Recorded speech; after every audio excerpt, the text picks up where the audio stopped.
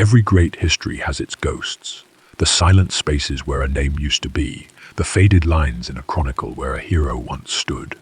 The Imperium of man, in its grand and tragic story, has two such ghosts, the greatest of them all. They are the lost and the forgotten. Tonight, we journey together into the quiet, star-dusted void they left behind. A mystery built not on a crime, but on the deliberate, perfect and soul-crushing act of erasure. So find your place of rest now. Let the weight of the day drift away and allow your mind to settle here in the shadow of two empty thrones. But to drift peacefully within its depths, this is the tale of 20 perfect sons, created to conquer the galaxy for their father, and the two who were utterly and completely erased from time itself.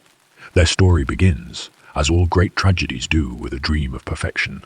To truly comprehend the depth of what was lost, we must first allow ourselves to understand the breathtaking scale of what was created. We must let our minds drift back through 100 centuries of brutal war and slow, grinding decay, back to a time of almost unimaginable hope. We must travel to the very dawn of the Imperium, to the cradle of humanity itself. Imagine, if you will, a world of terror. But this is not the terror of the 41st millennium, the continent, spanning Baroque and nightmarish ecumenopolis, choked with the fumes of industry and the endless, shuffling feet of pilgrims. This is not a world groaning under the weight of its own history. The terror we must imagine is a world reborn. A world unified, at last, after long, dark centuries of brutal internecine warfare, by a single visionary and transcendent figure, the Emperor of mankind. He stood upon the radioactive ruins of old night, upon the graves of tyrants and madmen, and he saw a future for the human race not as scattered, frightened, and superstitious tribes, but as the enlightened and rightful masters of the galaxy.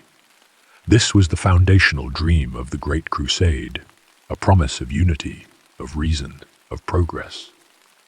But a dream of such cosmic magnitude, a vision so ambitious, could not be realized by mortal men and women alone, no matter how brave or numerous. The Emperor, a being of immense and terrifying psychic power, and of an intellect so vast it was beyond all human comprehension, knew this with absolute certainty. He needed lieutenants, but more than that, he needed generals. He needed living extensions of his own will, beings who could not only execute his commands, but who could embody his vision and carry its light to the farthest, darkest corners of the void. And so, deep beneath the towering mountains of the Himalayas, in a hidden laboratory that was equal parts cathedral and gene foundry, he began his greatest and most secret work. The Primarch project. Let us allow our minds to drift down into this sanctum. The air is cool, still, and sterile, humming with the low, resonant frequency of arcane and wondrous machinery. Great crystalline vats of shimmering, pearlescent amniotic fluid glow with a soft internal luminescence in the profound darkness. They are lit by the cold blue light of data, screens, upon which endless, cascading streams of elegant genetic code are displayed. This is not a place of simple science as we might understand it. It is a place where science has become indistinguishable from art. From magic, it is a fusion of biology, of esoteric alchemy, and of the raw, focused psychic will of the Emperor himself. He is not merely cloning or engineering. He is sculpting with the very clay of life, weaving the fundamental fabric of existence to create 20 beings worthy of being called his sons. Within 20 perfectly sealed and shielded gestation capsules, life takes its first, miraculous form. 20 infant demigods, each one a unique and brilliant facet of their father. In's impossible genius, within their nascent minds, sleeping in the quiet hum of the laboratory, are the seeds of unparalleled military strategy, of profound philosophical insight, of breathtaking artistic brilliance, and of absolute unwavering loyalty. One is a born tactician, his mind a flawless engine of logic. Another, a stoic and unbreachable defender. One is a craftsman whose skill is without peer in all of history. Another a solemn scholar of the universe's most forbidden truths. They are all different, all unique, and all perfect. And there, among them, gestating in the silent, sacred hum of the Emperor's private laboratory, are the infants who would become the 2nd and the 11th Primarchs. What were they intended to be, these two lost and forgotten sons? The silence that now surrounds them is so absolute, so complete, that we are left with only the canvas of our own imagination to paint their images in the void. Let us allow ourselves that small indulgence tonight. Let us give them a shape in our minds. Perhaps the second son was conceived as a philosopher, a diplomat, a being whose greatest strength lay not in the application of overwhelming force, but in the power of understanding, in the quiet art of persuasion, a Primarch who could bring entire worlds into peaceful imperial compliance, not with the sharp edge of the sword, but with the gentle power of the word. He would have been a voice of reason and compassion in an age that would be defined by war. Perhaps his legion, in turn, was designed to be one of builders, of architects, of artists. A legion that would follow in the wake of the great crusading fleets to raise up what had been torn down, to create magnificent monuments of unity and culture that would stand for all eternity. A legion whose purpose was to build a lasting peace, not just win a war, a legion of hope. And the 11th, perhaps he was designed to be the great explorer, the cartographer of the unknown, the eternal pioneer. He might have been the one son who yearned to push beyond the established boundaries, not just of physical space, but of knowledge itself. A Primarch who saw the Great Crusade not as a final destination, but as a humble beginning, a being of boundless, insatiable curiosity, whose legion, perhaps called the Stargazers or the Voidwalkers, would have been the first to chart the ghost, haunted halo regions of the galaxy and the silent, empty spaces between the galaxies themselves. A legion of discovery, of wonder. These are but dreams. Of course, gentle whispers we tell ourselves to fill the aching silence. But in that subterranean laboratory, for a time, they were real. They were perfect. They were the future of humanity. And then, in a single catastrophic and reality-bending moment, that future was stolen. The story that is told, the fragment of truth that has survived the long millennia, speaks of a vortex, a sudden, violent and unnatural tear in the very fabric of reality itself, appearing right within the Emperor, as most secret and heavily warded sanctum. It was not a random event, it was an attack. The nascent chaos gods, the great, formless, and malevolent enemies of all existence, saw the profound threat that the Emperor's work represented to their own dark ambitions. They saw 20 beacons of order, of logic, of imperial truth, and they could not abide it. They reached through the fragile veil of the immaterium, their immaterial and unseen talons grasping, and they scattered the 20 infant Primarchs across the vast and uncaring expanse of the galaxy. Imagine the sound of that terrible moment. Not a loud, fiery explosion, but the sickening, tearing sound of reality being pulled apart like old fabric. The insidious whisper of impossible promises from the warp, and then a sudden profound silence. The 20 gestation capsules gone. The Emperor's grand, perfect design, shattered before it could even begin. His sons, his perfect and peerless creations, were now lost, adrift among the very stars he had intended for them to one day conquer. Each one an orphan hurled through the warp to a different, unknown world, to be raised by different hands, under different suns, shaped by cultures both benign and brutal. This was the first great tragedy of the Imperium, the first undeniable sign that the Emperor's dream, however noble and powerful, was tragically fragile. He stood alone in the echoing ruins of his laboratory, the 20 empty, smoking cradles a stark testament to his failure, and he must have felt a coldness, a grief, that no mortal could ever hope to comprehend. His sons were gone, but they were not dead. They were out there, somewhere in the vast, unforgiving, and star-strewn darkness.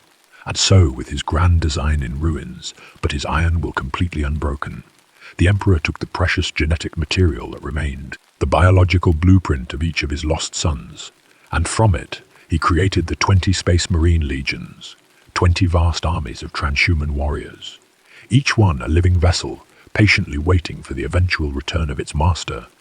Each one an unstoppable army, ready to begin the Great Crusade. The search for the lost sons had now begun in earnest, and in that galaxy-spanning search there was a new, desperate kind of hope. For a time, it seemed that what was broken could, indeed, be made whole once more.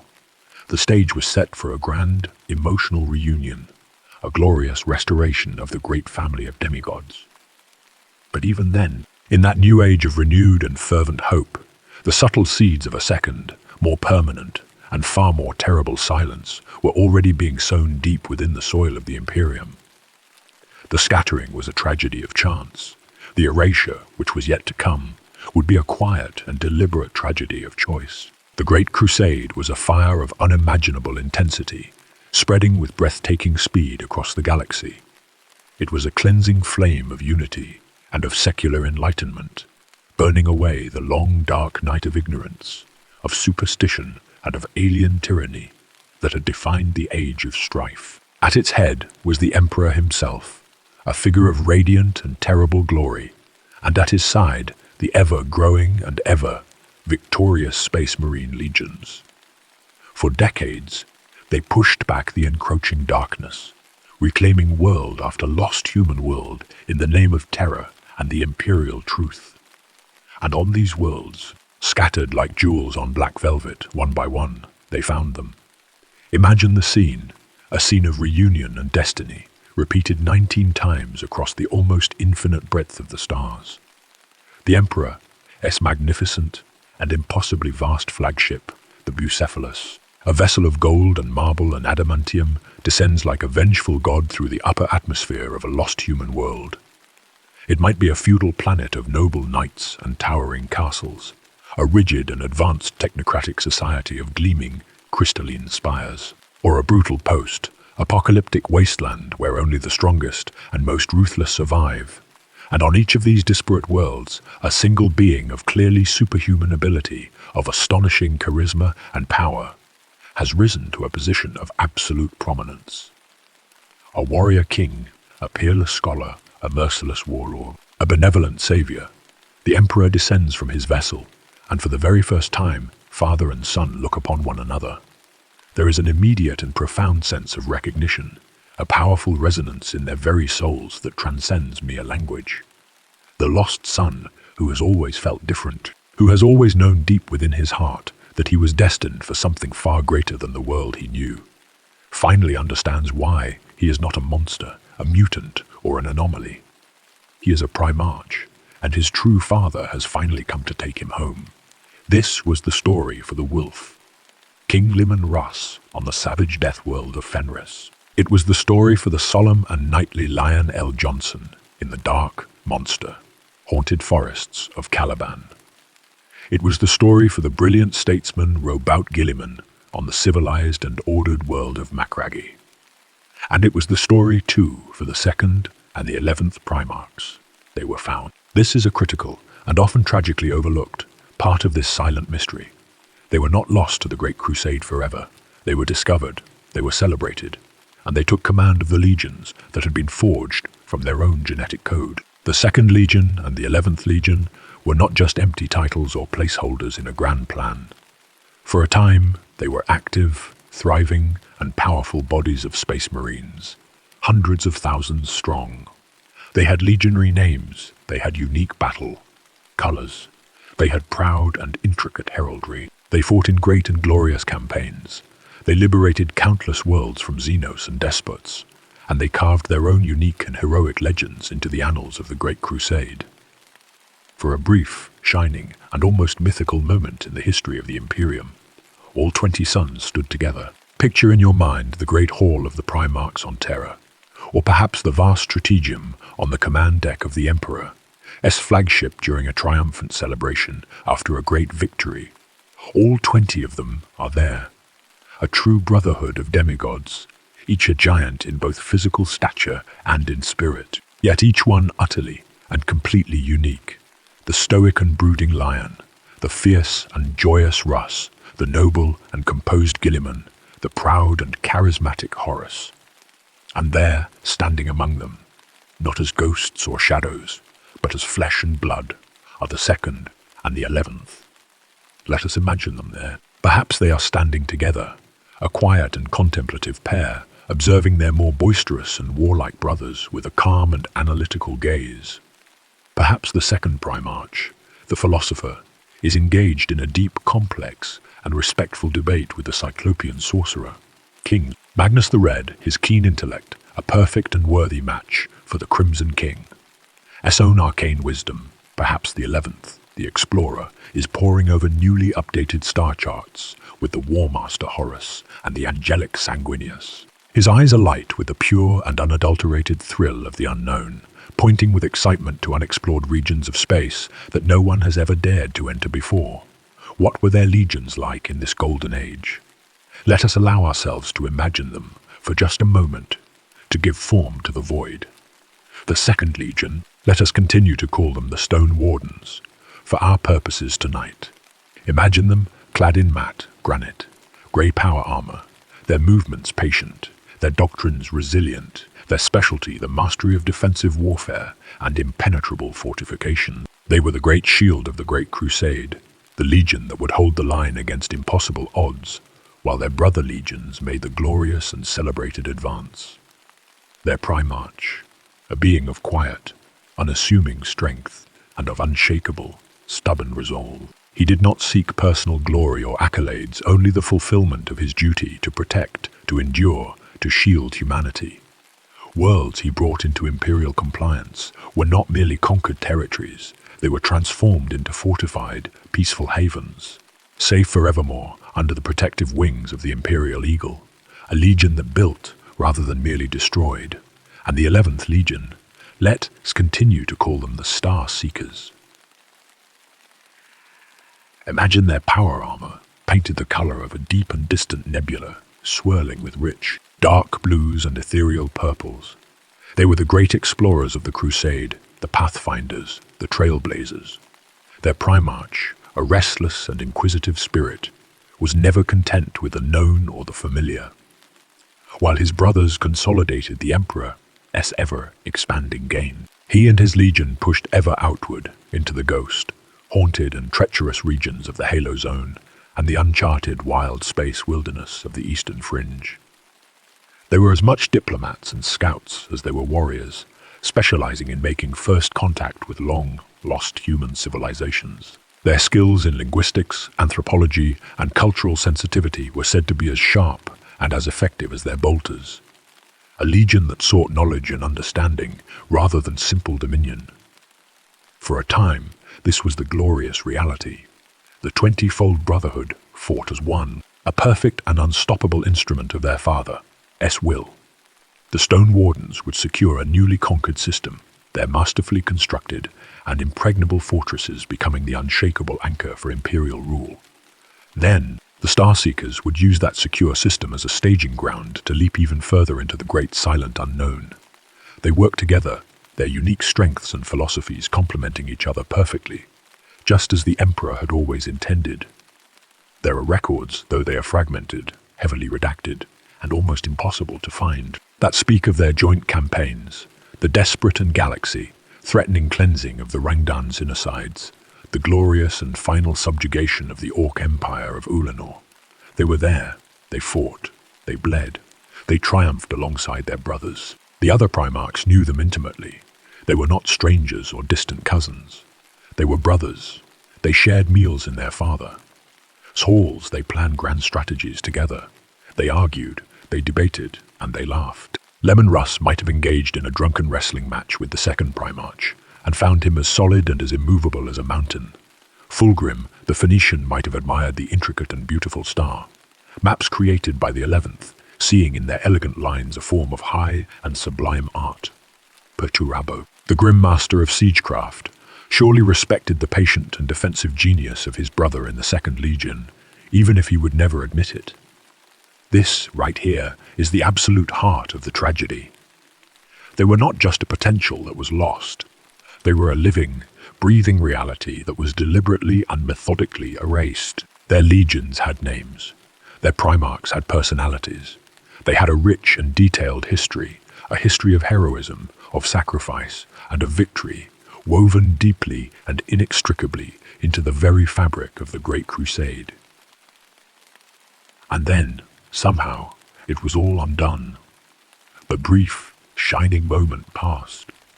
The golden age ended. The Brotherhood was irrevocably broken, not by the insidious machinations of an outside force, but by something that grew from within.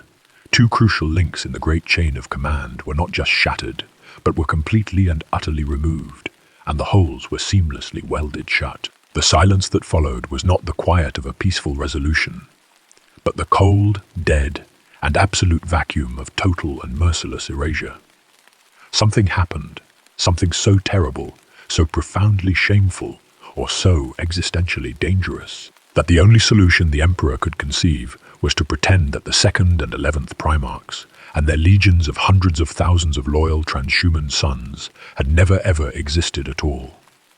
There is an ancient term, a concept from the mists of old Earth, history, for what happened to the 2nd and 11th Primarchs. It is an act of historical revisionism so complete, so total, that it borders on a form of reality, altering magic, damnatio memoriae.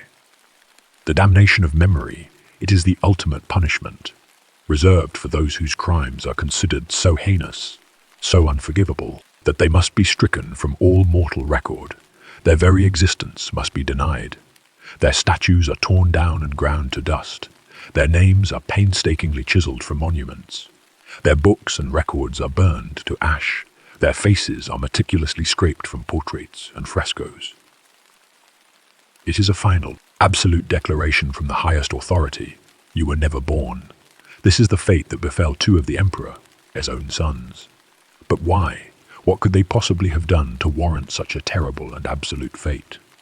The truth, if it ever existed in a single, coherent form, is now buried under 10,000 years of fiercely guarded secrets and officially sanctioned lies.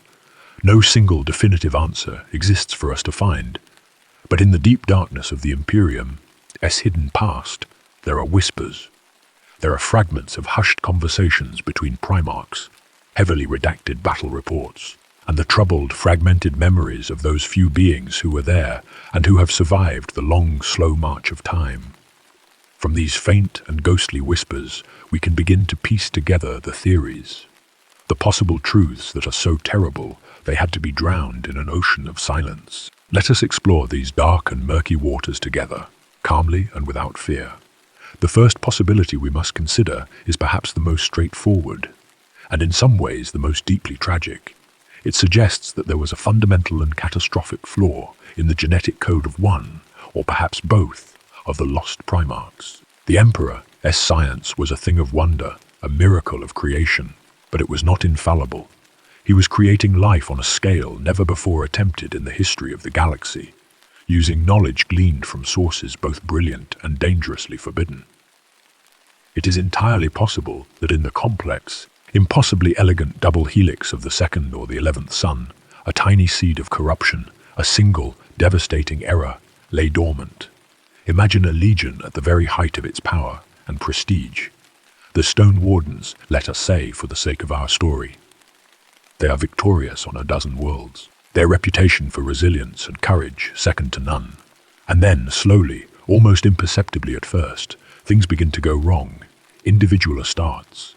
The finest warriors of humanity begin to exhibit strange and terrifying mutations.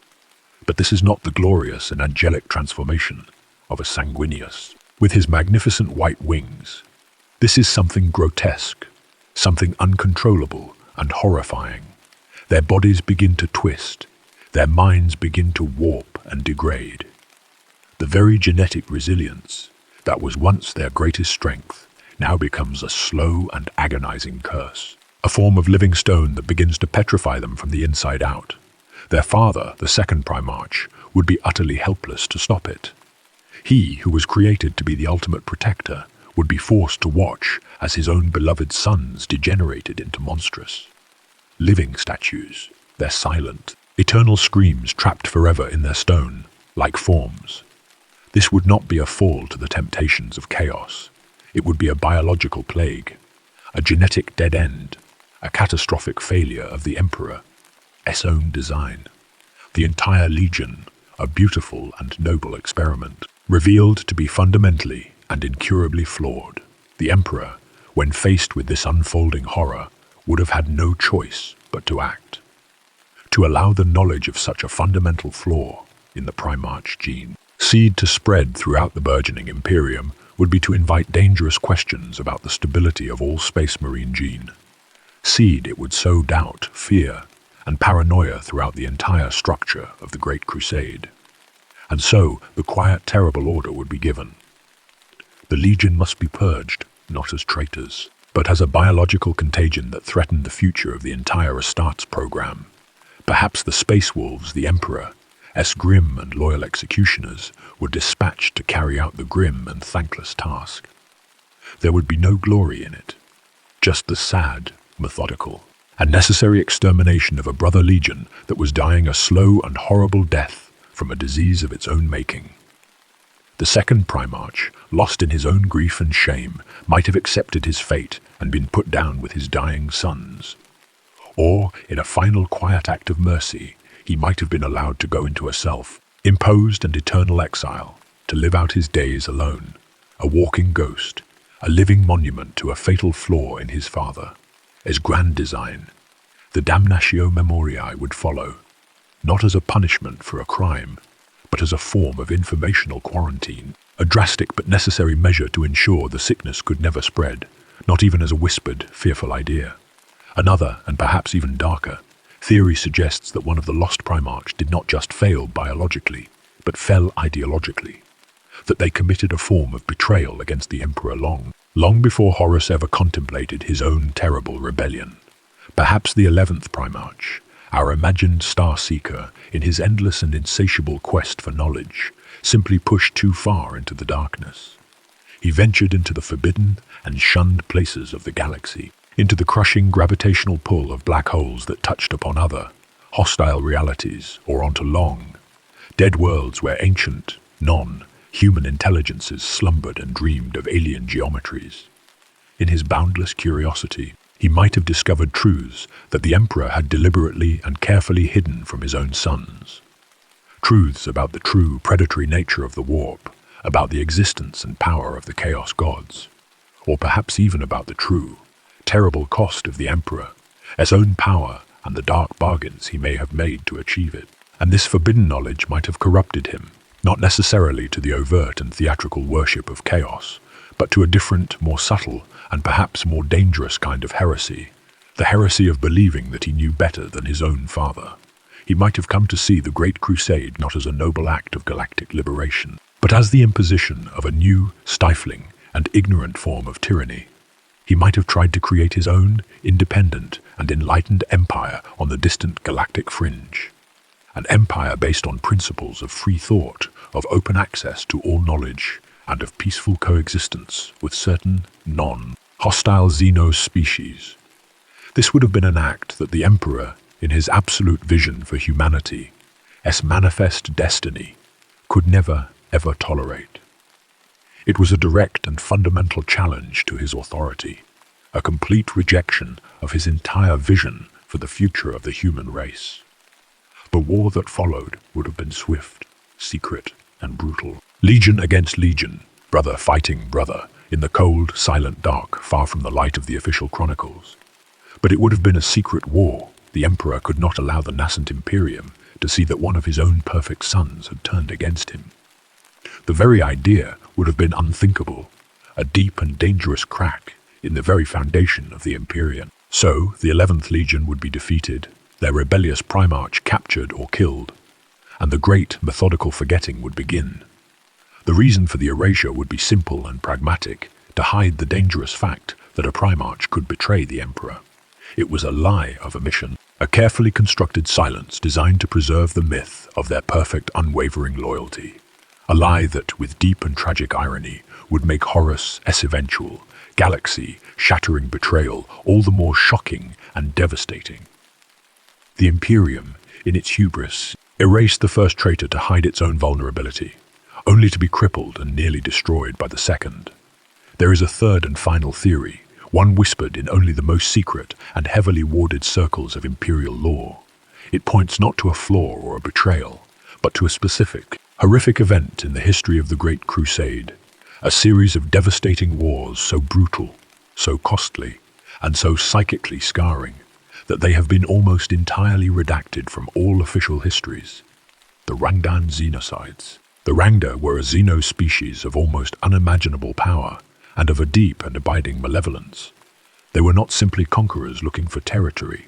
They were mind, benders, soul, thieves, and biological puppeteers. Their technology was a blasphemous and horrifying fusion of the organic and the mechanical, and their armies were a seemingly endless tide of brain, washed slaves and hulking, sentient war, constructs that could corrupt and subvert everything they touched. They were a threat on a scale that the Great Crusade had never before encountered. They were a true existential threat to the very survival of the nascent Imperium. The war against them was not a glorious and noble campaign of liberation. It was a desperate, soul-crushing meat grinder of a conflict that consumed entire fleets, entire army groups, and nearly shattered entire legions. And at the very forefront of this apocalyptic war, according to the faint and terrified whispers, were the 2nd and 11th Legions. They were the ones sent into the heart of the Rangdan Empire, into the psychic killing zones, to face the very worst of the alien horror. What happened in that deep and terrible darkness, no one truly knows for certain, but it is said that to fight the Rangda, to even survive contact with them, the Lost Legions had to become something other than noble Astartes. They had to adopt the horrifying tactics of their inhuman enemy. They had to embrace forbidden technologies, unleash weapons of such devastating and indiscriminate power that they were an anathema to the Imperial truth. Perhaps they had to sacrifice not just their lives and their bodies, but their very souls to achieve the victory that the Imperium so desperately needed. Imagine the 11th Primarch, the Star Seeker, using his unparalleled knowledge of the unknown to weaponize the very fabric of space-time itself, creating miniature, controlled black holes that could consume entire Rangdan fleets, but that also occasionally swallowed friendly systems in the terrible process. Imagine the 2nd Primarch, the Stone Warden, holding a single critical defensive line for decades on end, watching his beloved sons fall not to conventional weapons, but to the soul, destroying psychic energies of the Rangda until he finally authorizes the use of life, viral, bombs that kill not just the enemy, but the very planets they stand on, rendering entire sectors of space uninhabitable for millennia to come. They won, in the end. They defeated the Rangda, and they saved the Imperium from certain annihilation. But the cost was far too high. Their legions were all but destroyed, not just in their numbers, but in their spirit. They were contaminated psychically and spiritually by the very enemy they had fought so hard to destroy. They had seen and done things that no servant of the Emperor should ever have to witness, let alone perpetrate. They were the greatest of heroes, but their victory was a tainted, horrifying, and shameful one. And so, the Emperor made a terrible and pragmatic choice. The true story of the Rangdan Xenocides was too horrifying to ever be told. The weapons used were too dangerous for their existence to ever be known, and the legions who had wielded them were too damaged, too spiritually corrupted by their terrible experiences, to be allowed to continue to exist within the structure of the Imperium. The Damatio Memoriae in this case was not a punishment for a crime, but a terrible necessary price for victory. It was a mercy killing of a memory too painful for the young Imperium to bear. The few remaining Astartes of their legions, those few who survived with their sanity intact, would have had their minds gently but thoroughly wiped, and would have been secretly absorbed into other more stable legions, most notably the famously large and adaptable Ultramarines. They would forever carry a ghost of a memory, a faint and inexplicable sense of loss for a father and a brotherhood they could no longer name. This theory is perhaps the most compelling, and certainly the most heartbreaking. It suggests that the Lost Primarchs were not traitors or failures at all, but the greatest and most tragic of heroes, whose ultimate sacrifice was so absolute that it included their very name, their very history, their very existence. And their reward was to be utterly, completely, and eternally forgotten. An erasure of this magnitude, an act of such profound historical violence, could not happen without leaving deep and lasting scars upon the minds of those who witnessed it. The surgical removal of 2 Primarchs and their entire legions from the official Imperial tapestry was a deep and traumatic wound. And even when a wound is brutally cauterized and hidden away from sight, the body and the soul, remembers the pain. The surviving 18 Primarchs remembered. They had to, they were there, and how they each dealt with this memory, this terrible and shared secret, reveals much about their own complex characters and about the fragile, cracking nature of their supposed brotherhood. The act of forgetting was not a simple, single command. It was a long, arduous, and soul-crushing process.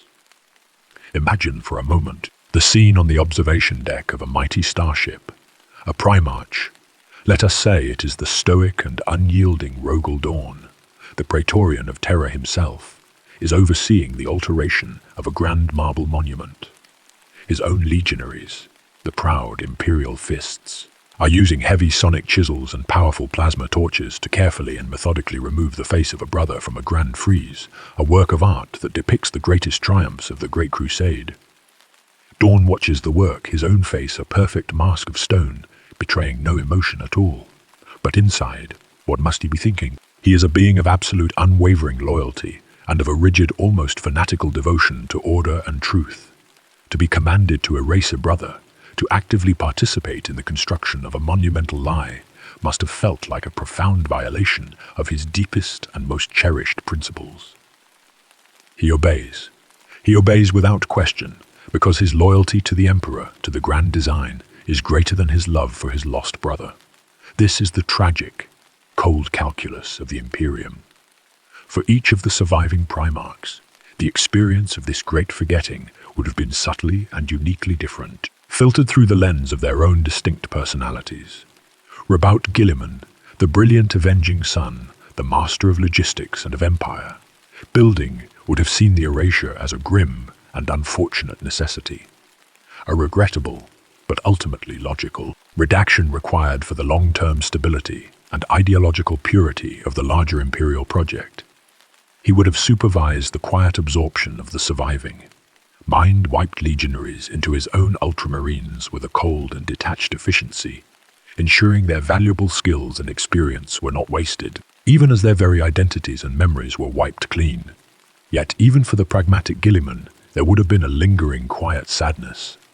He who dreamed of a perfectly ordered and rational galaxy would now have to live with the certain knowledge of this chaotic, messy, and irrational secret at the very heart of his own father's creation. The two empty spaces in his meticulously planned Legion organizational charts, the Codex Astartes, would be a constant, silent, and frustrating rebuke to his desire for perfection.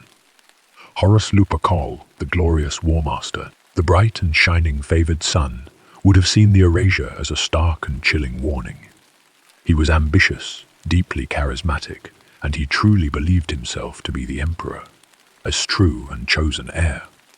The sudden, inexplicable fall of two of his brothers would have demonstrated to him with brutal clarity just how precarious their exalted position truly was. It would have shown him that even a Primarch, a demigod, was not immune to the Emperor.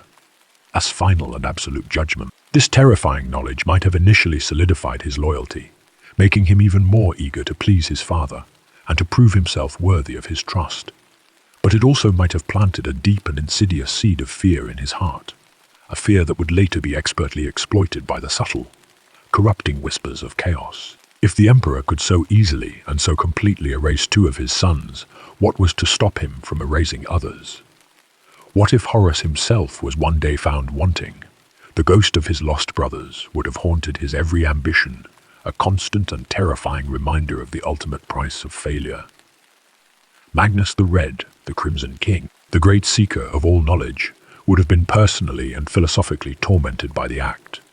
For him, the erasure was not just a political or military act, but a profound and unforgivable philosophical crime. To deliberately destroy knowledge, to burn books, to wipe minds, and to deny the truth of what had happened was the ultimate and most terrible of sins.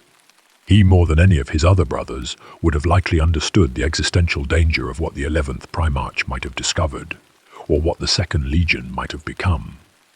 But he would have also believed with every fiber of his being that such knowledge should be confronted, studied, and understood, not hidden away in fear and ignorance.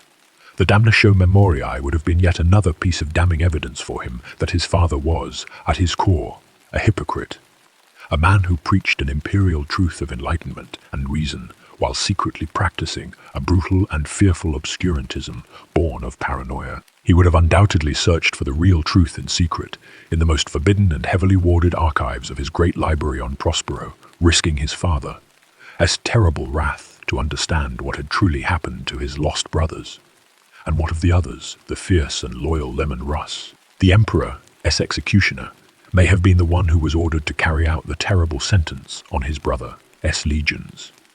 For him, it would have been a grim and joyless duty, a heavy burden that he would carry with a stoic but heavy heart for the rest of his days. He would drown his sorrow and his guilt in great flagons of ale and in the heat of battle, but the memory of killing a brother, sons, of silencing their legacy, would be a phantom wolf that gnawed forever at his soul. The angelic and compassionate Sanguinius would have mourned them with a profound and empathetic sadness, seeing their fall as a dark and terrifying reflection of his own legion. Secret flaw, the genetic curse known as the Red Thirst, the silent and secretive lion. The compassionate and creative Vulcan, the vengeful and shadow, haunted Corax. Each one of the 18 survivors would have processed the great loss in their own unique and personal way. But none of them, not a single one, would have been untouched by the cold shadow of what had been done. The Brotherhood was forever changed, forever tarnished. A deep and subtle sense of distrust had been introduced into their ranks. If 2 of them could be so easily removed, who was next? The Primarchs began to look at each other differently, with a new and cautious suspicion, wondering which of their brothers held the fatal flaw, which one might one day bring ruin upon them all. The easy, if competitive, camaraderie of the early days of the Great Crusade was slowly replaced by a more cautious, formal, and distant relationship. The family now had a dark and terrible secret and secrets, especially in families as powerful and as volatile as this one, are a slow, acting and deadly poison. But the most significant and crushing burden of this memory fell upon one man who was not a Primarch, but who was perhaps, in his own way, even more important. Malcador the Sigillite, the Emperor's oldest and most trusted friend, his right hand, the Regent of Terror, the keeper of all of the Imperium's countless secrets. He was the quiet and unassuming architect of the Great Erasure. It was he who signed the final orders, who supervised the mass mind wipes of entire armies, who ensured that every last trace of the Lost Two was meticulously and painstakingly removed from the historical record. Imagine, for a moment, Malcador, ancient beyond reckoning and bone, weary, sitting alone in his quiet and shadowed chambers, deep within the rock of the Imperial Palace. The immense weight of all the Imperium's necessary sins rests upon his frail, human shoulders. He is one of the very few beings left in the entire galaxy who knows the full, unvarnished truth. He remembers the names of the Lost Primarchs. He remembers the specific hue of their legions, power armor. He remembers the sound of their voices, the cadence of their laughter. And he is the one who must now ensure that no one else ever does. He is the lonely guardian of their ghosts. He might look at a grand, holographic star, chart, and see a blank and empty space where he knows a thriving and vibrant Legion homeworld used to be. He might review a long list of Great Crusade campaigns and see a single, heavily redacted line where he knows a great and pivotal victory was won by men who, according to the official record, no longer exist. For Malcador, the Lost Primarchs are not a mystery to be solved. They are a constant, painful, and sorrowful presence in his long memory. They are a daily reminder of the terrible compromises and the brutal necessities required to build a galaxy-spanning empire. He carries their memory so that billions of others do not have to. It is his silent, thankless, and soul-crushing duty. The immense weight of these 2 ghosts, the 2nd and the 11th, pressed down upon the entire structure of the young Imperium. It was a subtle but constant pressure, a foundational crack in the marble that no one dared to speak of, but that everyone, on some level, could feel.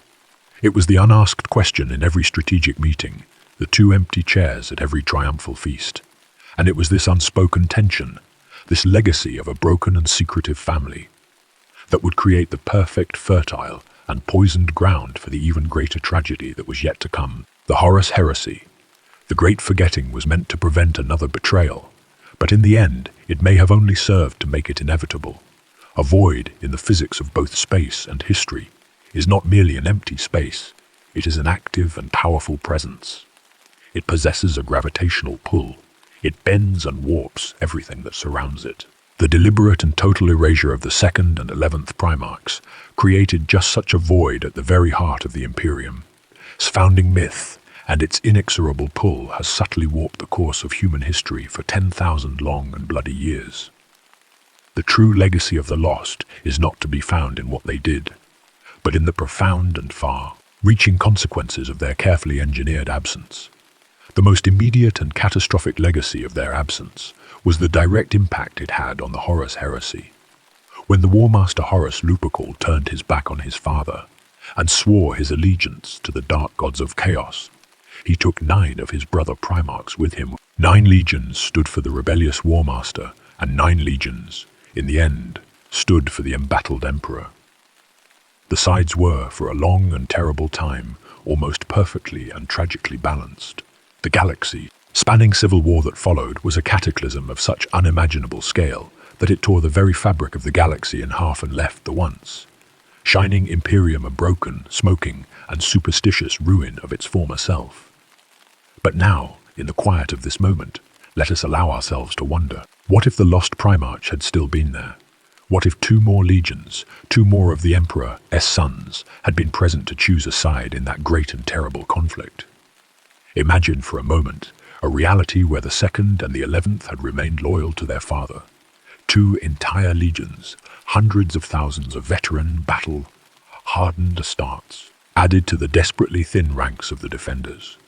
The Stone Wardens, the peerless masters of fortification, could have turned the entire Sol system into an unbreachable and impregnable fortress, making Horus' final, desperate assault on Terra a suicidal and hopeless impossibility from the very start.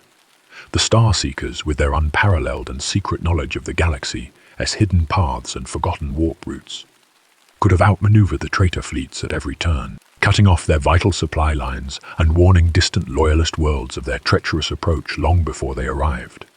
Their mere presence in the conflict might have been enough to decisively tip the scales. The heresy might have been crushed in its infancy before it ever reached the sacred soil of Terra. The Emperor might never have been mortally wounded and interred within the Golden Throne. The entire, dark, stagnant, and horrifying future of the 41st millennium might have been completely and blessedly avoided. But then, we must also consider the alternative, darker possibility. What if they had sided with Horus? The very thought is a chilling one. 2 more entire traitor legions, added to the already formidable might of the Warmaster's forces, would have made his victory almost a certainty. The badly outnumbered loyalists would have been completely and utterly overwhelmed. Terra would have fallen. The Emperor would have been utterly destroyed, his great work left in ruins, and the galaxy would have been plunged into an endless and horrifying eternity of chaotic damnation and slavery. Perhaps, then, this is the true and secret reason for their erasure. Perhaps the Emperor, with his immense and god-like precognitive abilities, foresaw this terrible future. He looked into the myriad branching paths of what was to come. He saw the looming storm of the heresy, and he saw with terrible certainty that the 2nd and 11th Primarchs, for whatever complex reasons of their own, would have ultimately chosen the wrong side. Their removal from the board, as tragic and as brutal as it was, might have been a calculated and necessary act of cosmic chess, a terrible sacrifice of 2 of his sons in order to save the other 18, and thus the future of humanity itself. He pruned the 2 most dangerous branches of his family tree in order to save the trunk. A terrible, cold, and inhumanly pragmatic act worthy of a god, like being who sees all of time laid out before him like a celestial map. Beyond the immediate crisis of the heresy, the legacy of the void continued to fester and grow within the soul of the Imperium. The 2 empty, unadorned plinths in the Sanctum Imperialis on Terra, the most sacred place in the galaxy, became a source of endless morbid and forbidden fascination. For 10,000 years, they have stood as a silent, solemn testament to the Imperium's greatest and most dangerous secret. They are a permanent and unavoidable symbol of the fallibility of the Primarchs, and by extension, of the Emperor himself. They are a constant, nagging reminder to those in power that the official history of the Imperium is at its core a carefully constructed lie, that there are truths so dangerous that they must be buried forever. This has, over the long millennia, created a pervasive culture of fear and of deep institutional paranoia that permeates the entire imperial hierarchy. The holy orders of the Inquisition, in their endless and often brutal hunt for heresy, are pathologically obsessed with the concept of forbidden knowledge. And the story of the Lost Primarchs is the ultimate forbidden knowledge. Any individual, no matter how powerful, who delves too deeply into this central mystery risks being declared a heretic themselves. The void, therefore, becomes a self-perpetuating and self-protecting secret. To question it is to risk becoming part of it, to be silenced and erased in turn. It also created a grim and terrible template for the Imperium as response to failure and betrayal. When the 9 traitor legions were finally defeated at the bloody end of the Horus heresy, they were not given the same treatment as the 2nd and 11th. They were not granted the cold mercy of the Damnatio Memoriae. They were instead turned into eternal cautionary tales. Their once proud names and symbols twisted into curses, used to frighten disobedient children and to ensure the fearful loyalty of the masses. Why the difference in treatment? Perhaps it was because, after the sheer scale of the heresy, the Imperium was too broken, too shattered, to hide its terrible wounds. The betrayal of 9 of the Emperor's sons was a truth too vast and too catastrophic to ever be successfully erased. But the earlier, successful erasure of the 2 had set the precedent. It had taught the High Lords of Terror and the Masters of the Administratum that history was a malleable thing. That truth was not an absolute principle to be revered, but a useful tool to be wielded for the stability of the state. The Imperium of the 41st millennium, with its rigid and dogmatic faith, its ritualistic burning of books, and its violent suppression of science and free inquiry, is the direct ideological descendant of that first great and terrible act of forgetting. The lie that was told to protect the Imperium ultimately reshaped it into an empire built upon a foundation of countless other lies. And what of the legions who took in the lost?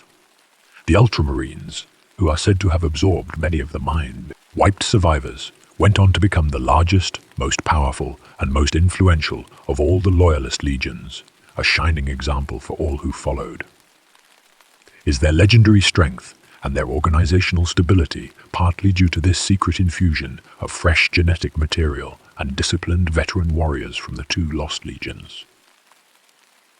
Carry a faint and inexplicable ghost within their own gene. Seed a subtle, sorrowful echo of a forgotten father. They can no longer name, perhaps their famous, almost religious adherence to the Codex Astartes. Their deep reliance on rigid structure, on proven doctrine, and on unwavering conformity is a subconscious institutional attempt to control the potential chaos of their own hidden, fragmented and forgotten past. The legacy of the Void is, in the end, a legacy of fear, of paranoia, and of a glorious history built upon a deeply and permanently cracked foundation. The 2 empty spaces in the grand story are not just missing pieces of a puzzle. They are the twin black holes around which the entire subsequent history of the Imperium slowly and inexorably turns. They are the original secret sin from which all the later, more famous tragedies have grown.